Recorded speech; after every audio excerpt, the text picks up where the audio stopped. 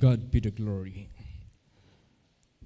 Let us now open our Bible on Exodus chapter 17, 8 till verse 16. Praise the Lord. Then came Amalek and fought with Israel in Rephidim. And Moses said unto Joshua, Choose us out men and go out, fight with Amalek. Tomorrow I will stand on the top of the hill with the rod of God in mine hand. So Joshua did as Moses had said to him, and fought with Amalek. And Moses, Aaron, and Hur went up to the top of the hill. And it came to pass, when Moses held up his hand, that Israel prevailed. And when he let down his hand, Amalek prevailed. But Moses' hands were heavy, and they took a stone and put it under him, and he sat thereon. And Aaron and Hur stayed up his hands, the one on the one side and the other on the other side. And his hands were steady until the going down of the sun. And Joshua discomfited Amalek and his people with the edge of the sword. And the Lord said unto Moses, Write this for a memorial in a book, and rehearse it in the ears of Joshua. For I will utterly put out the remembrance of Amalek from under heaven. And Moses built an altar, and called the name of it Jehovah Nissi. For he said, Because the Lord had sworn that the Lord will have war with Amalek from generation to generation. Yes. So ito na po yung kalaban ng mga anak ng Diyos during Moses' days, the Amalek, which is the Amalekites. Sila po ay nakikibaka laban sa mga anak ng Diyos. At habang si Moses ay dala niya yung rod, pag ito ay naibaba ni Moses, natatalo sila, nananalo yung Amalek. Mabuti na lang si Aaron at saka si Hur ay nag-assist kay Moses. Dahil pagod na si Moses. Moses was so weary because of the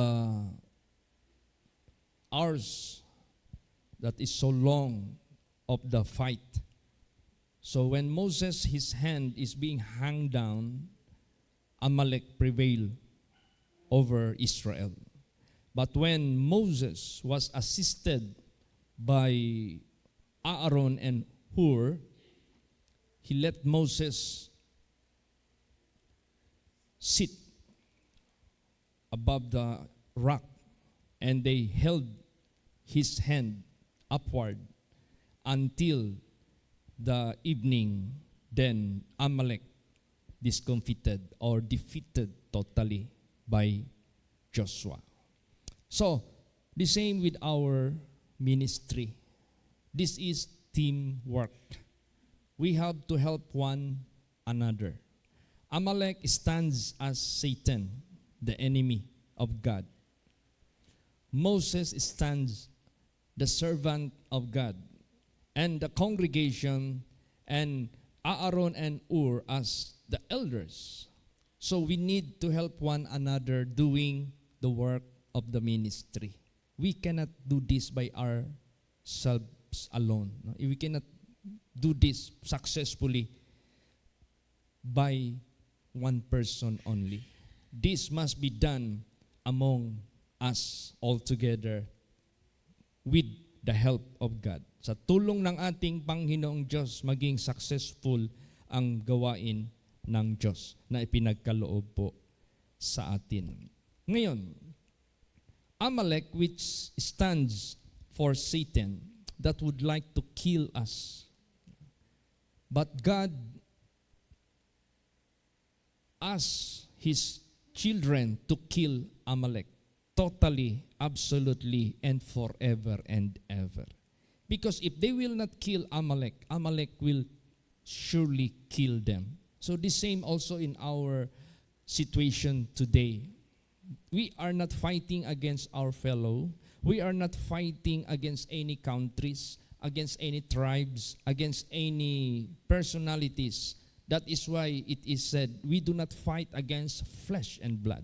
We do not fight against our fellow brethren, even other countries. But we fight against the devils, against the rulers of darkness, against high places. So, let us put it into spiritual application. Praise the Lord. Ilagay natin ito sa spiritual application na hindi ang kalaban natin flesh and blood. Our enemies is not flesh and blood, but it is against Satan, the devil. Now,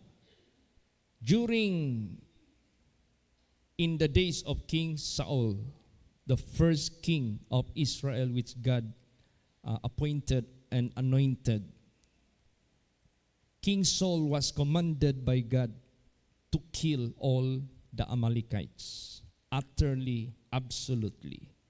Let's read 1 Samuel 15 verse 3. Praise the Lord. Now go and smite Amalek, and utterly destroy all that they have, and spare them not, but slay both man and woman, infant and suckling, ox and sheep, camel and ass. Yes. So always remember that Old Testament is literal example, material, illustration, actual illustration by God. But we have to apply this into a spiritual aspect.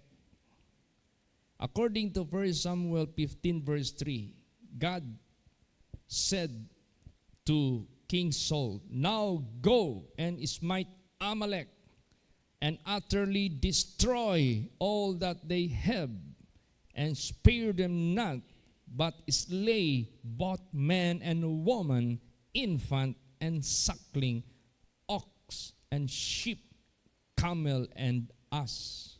Anything that is belong to the Amalek, they should be utterly destroyed.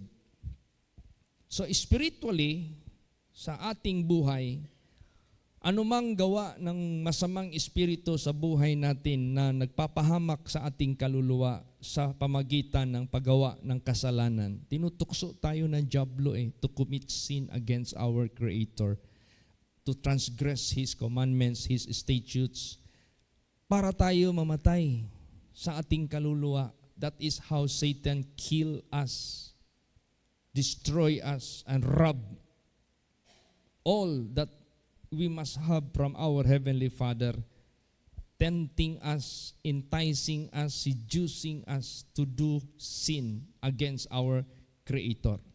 But as God commanded King Saul to destroy utterly the Amalekites, we have to do the same. Not literally, not physically, but we have to destroy all manner of sin, all manner of iniquity, all manner of transgressions that we had before.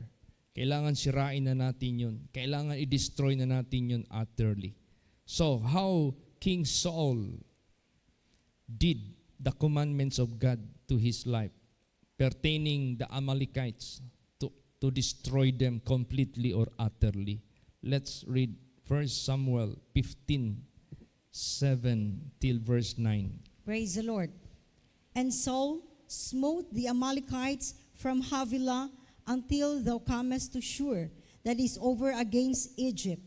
And he took Agag, the king of the Amalekites, alive, and utterly destroyed all the people with the edge of the sword.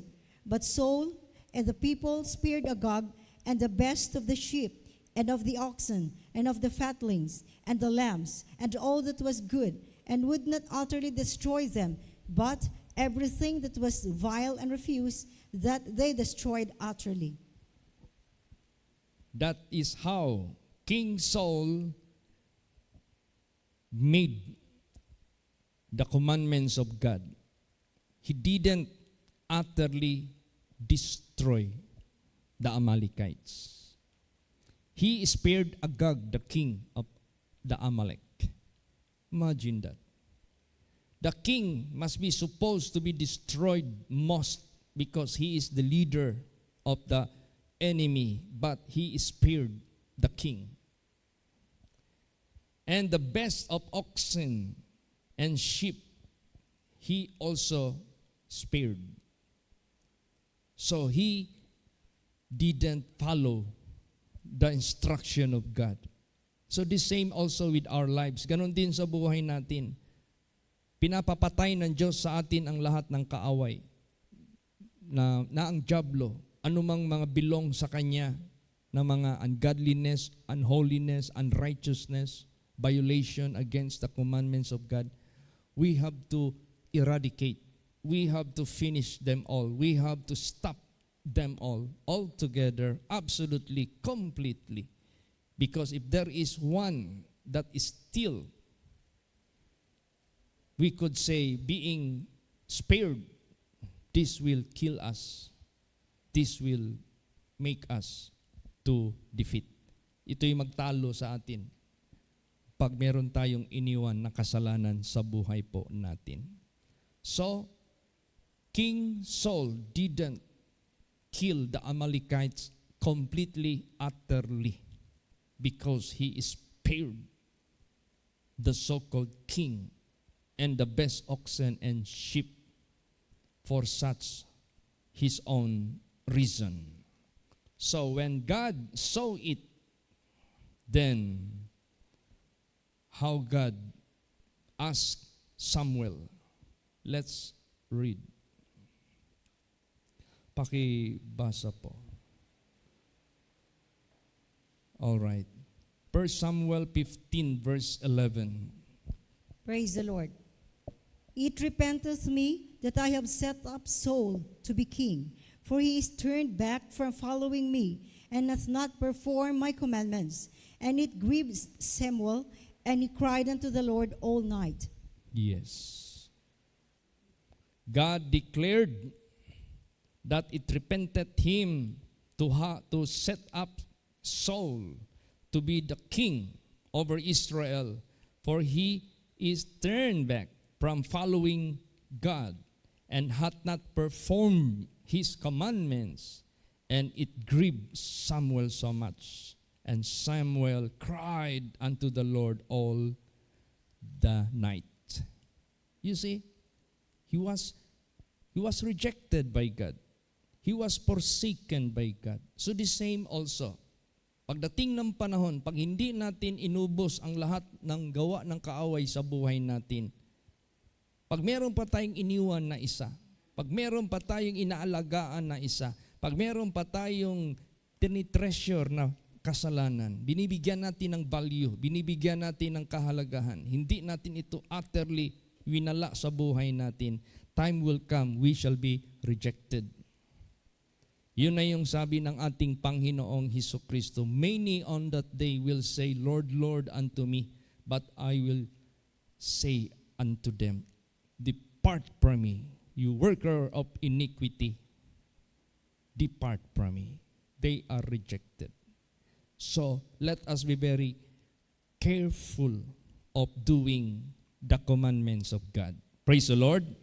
Once God said, surrender all your iniquities, kill all the works of the enemies in your life, then do it 100%, and God will bless you. So, when Prophet Samuel went to King Saul, then he asked King Saul, what you have done to the commandments of God? Then King Saul, I have done the commandments of God. I killed the Amalekites. Then, who is this guy? That is the king. I spared that king for some sort of negotiation sa mga kaaway. What are these bleating? Like that. That is sheep, the best of the sheep and the oxen. This is good for the sacrifice. So what Samuel did say about this? Let's read. Pakibasa sa First Samuel 15 verse 22. Praise the Lord.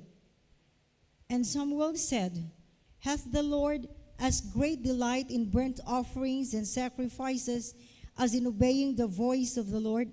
Behold, to obey is better than sacrifice, and to hearken than the fat of rams. Yes.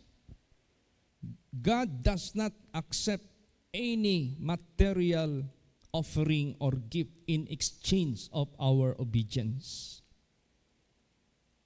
To obey God is better than sacrifice. Sacrifice, that is a sort of material things to be offered unto God in exchange of disobedience.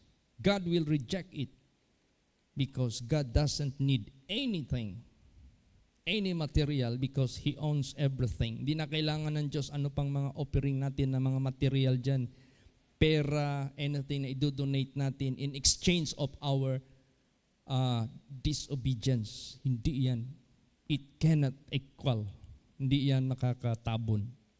Ang gusto ng ating Panginoong Diyos, let us offer our bodies a living sacrifice, holy, acceptable unto God, which is our reasonable service.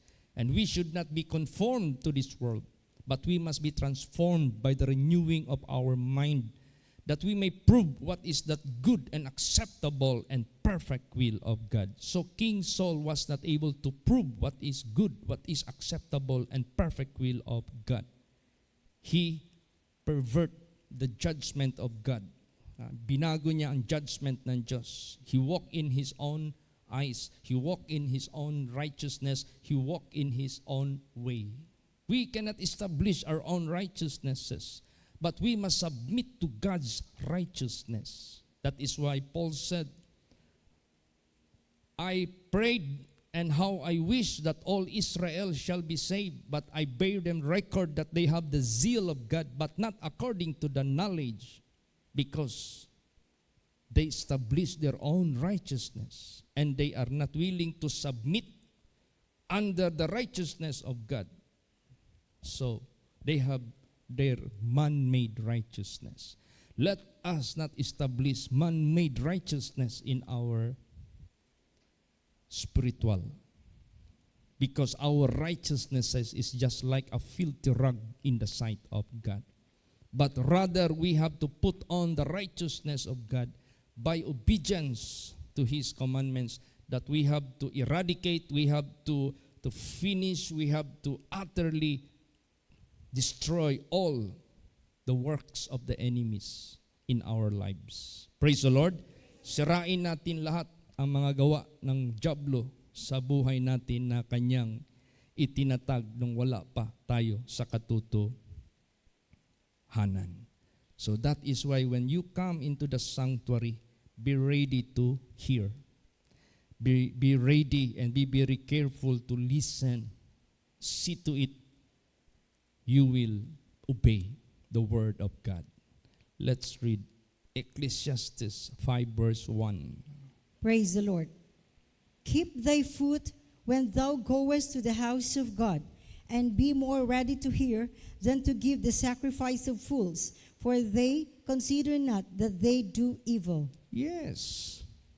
When you come into the house of God, be more ready to hear than to give the sacrifice of fools, for they consider not that they do evil. You know, King Saul, he didn't consider that he did evil or disobedience. When Prophet Samuel asked him what he have done, he said, "Oh, I have done the commandments of God. I have destroyed the Amalekites." But actually, in reality, he didn't. Hindi niya ginawa. He didn't consider yung mga paglapastangan niya. That is the sacrifice of fools. Do not do that. Praise the Lord. Let us not do that.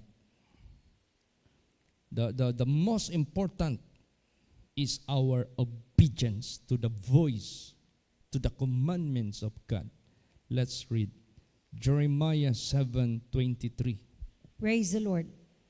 But this thing commanded I them, saying, Obey my voice, and I will be your God, and you shall be my people, and walk ye in all the ways that I have commanded you, that it may be well unto you. See?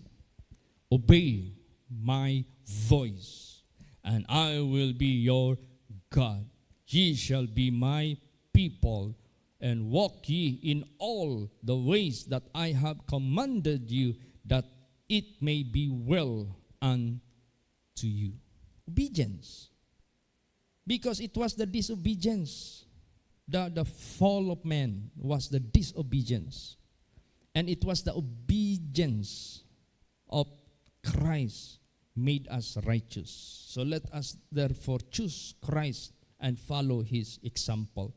Be obedient, son and daughter of God, and it shall be well unto us, unto you, unto me. Praise the Lord. Now, how to do it? How to apply it? Did you remember when Jesus Christ was tempted 3 times after he fasted? 40 days and 40 nights. He fasted and he was so hungry. And when he was alone in the wilderness, Satan tempted him to turn the stone into bread. But Jesus said, it is written, man shall not live by bread alone, but by every word that proceedeth out of the mouth of God. Jesus obeyed the commandments of God. Praise the Lord. Then another temptation, Jesus was brought into the pinnacle of temple. You know pinnacle of temple? Look at the Church of Mormons. Look at the Church of INC, Iglesia. Their buildings has pointed like a post, but it is so pointed and it is so tall above the roofing. That is the pinnacle, the top of the highest level of that design of the church. Pinnacle of temple.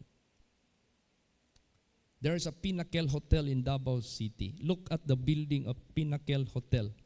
It is a tall building and there is like a tower above the building. And the pinnacle is the tower, the top of the tower. Jesus was brought in the pinnacle. And Satan asked him to jump.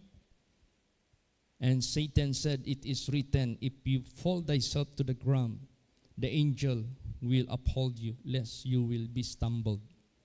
Then Jesus said, it is written, thou shalt not tempt the Lord thy God. Then again, he was brought to the exceeding high mountain.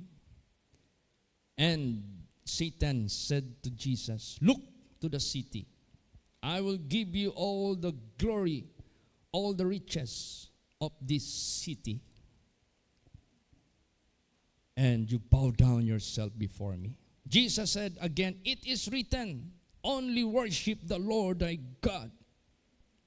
And Satan went away, and his angels ministered him.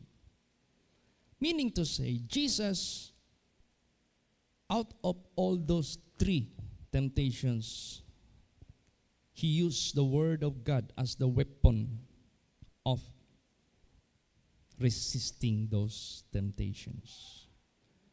So, the word of God is the commandments of God. You must be knowledgeable. See to it you do not violate. See to it in times of temptation, do not transgress the word of God. Praise the Lord. But rather, keep it to your heart, keep it to your mind, and obey. Kinakailangan mabilis tayo sa salita ng Diyos. Tulad nung mga tukso na naranasan ko sa mga ibang-ibang lugar, who made me to escape from those temptations? Word of God. Most of them are lust of the flesh and lust of the eyes. Na-remember ko yung Word of God. So, it was the Word of God who made me wiser than the enemies. It was the Word of God who made me to resist. all manner of temptation. So, dito tayo sa Word of God. Praise the Lord. Patalasin natin. Let us sharpen the Word of God because the Word of God, it is like a sword. Let's read the last verses. Ezekiel 21:10 hanggang 11. Praise the Lord. It is sharpened to make a sore slaughter. It is furbished that it may glitter. Should we then make myrrh? It containeth the rod of my son as every tree. And he hath given it to be furbished that it may be handled. This sword is sharpened that it is furbished to give it into the hand of the slayer. Yes. The sword is the word of God and it is being given into our hand to slay, to make a slaughter, kill all manner of temptations, kill all manner of unrighteousness, ungodliness, unholiness, using the perfect law, using the perfect word of God.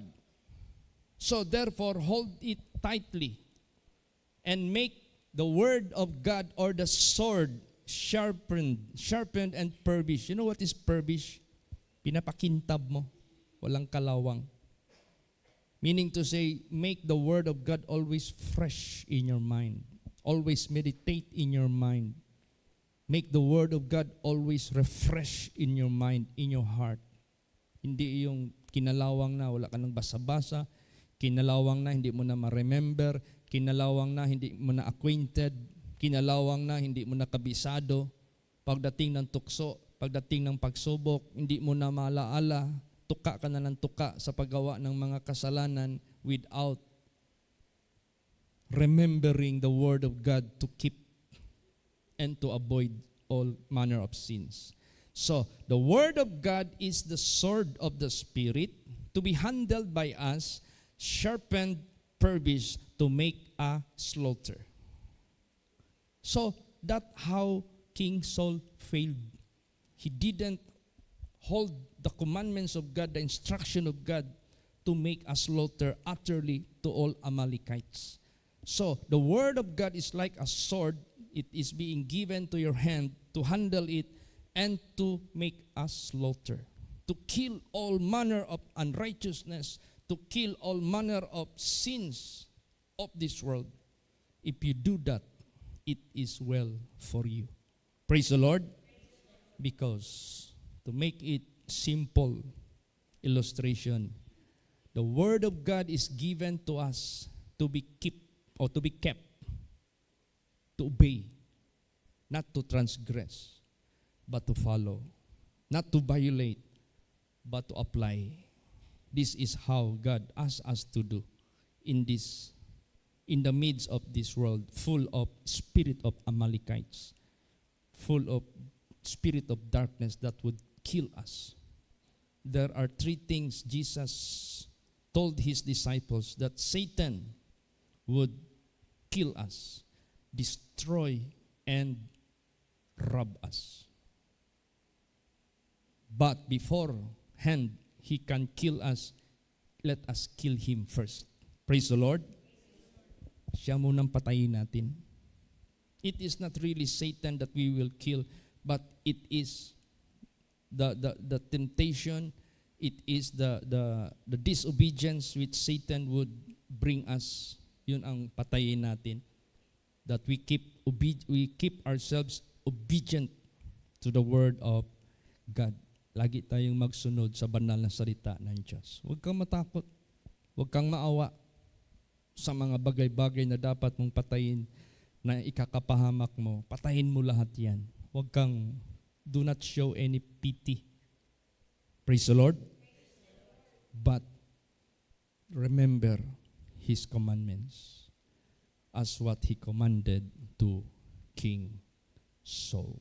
Let us make a slaughter. Let us kill all manner of unrighteousness, ungodliness, unholiness, worldliness. And let us put up and put on the Lord Jesus Christ, the life which is holy, righteous, in the eyes of God. Then shine in this world. No? Lumiwanag ka sa sanglibutang ito. It's not bad to mingle with the sinners. Even Jesus Christ became friend of sinners.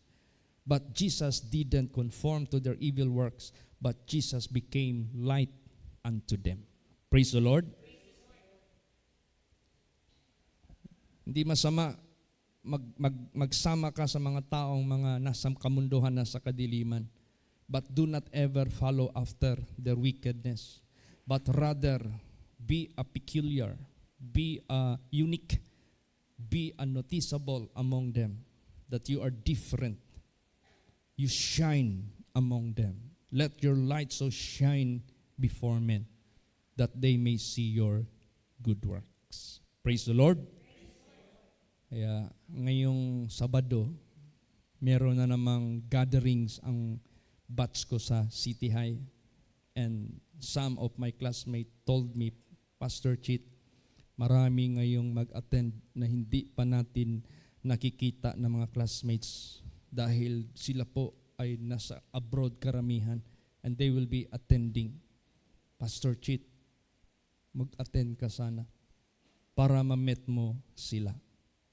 Sa isip ko, ano kayang gawin ko dito? Pero nag-explain na ako sa kanila, if ever I attend, hanggang ano lang ako. After ma-meet ko sila, makakain lang ako ng konti, I leave the event. Basta gusto ko lang sila ma-contact, gusto ko lang sila makausap, gusto ko lang sila malaman saan yung area nila, and I have some fellowship with them. Bahala na si Jesus Christ. Basta, let us reach the unreachable. Let us shake the unshakable. Praise the Lord. Yan ang ginawa ng Diyos. Yun yung mensahe kaninang umaga. This world is gross darkness, the people of the world. But God asks us to shine among them. God asks us to lighten the world with the light of God. Praise the Lord. So just pray for me. No? Idalangin nyo ako sa this coming Saturday na yan, 6:00 ng gabi. At nandyan na atin naman yung aking classmate na si Rose Kamunayan, yung nasa Amerika. I don't know Raul Pantalion if he will be attending. Basta maraming mga classmates namin na matagal na namin din nakikita. So it is an opportunity for me to show myself to them as a light among them. So let's pray for this. Ganun din sa buhay ninyo. Be brave, be very courageous to show the light of God. This is our chance, this is our opportunity to show ourselves unto them as the light of this world. Praise the Lord. Go and make disciples. Go and teach them to observe all things whatsoever I have commanded you. And lo, I will be with you even unto the end. So, gusto ng ating Panginoong Kristo, kill all the spirit of Amalekites, the sin and all that belong to the enemy of God, utterly destroy. Praise the Lord. Magsitayo po ang lahat.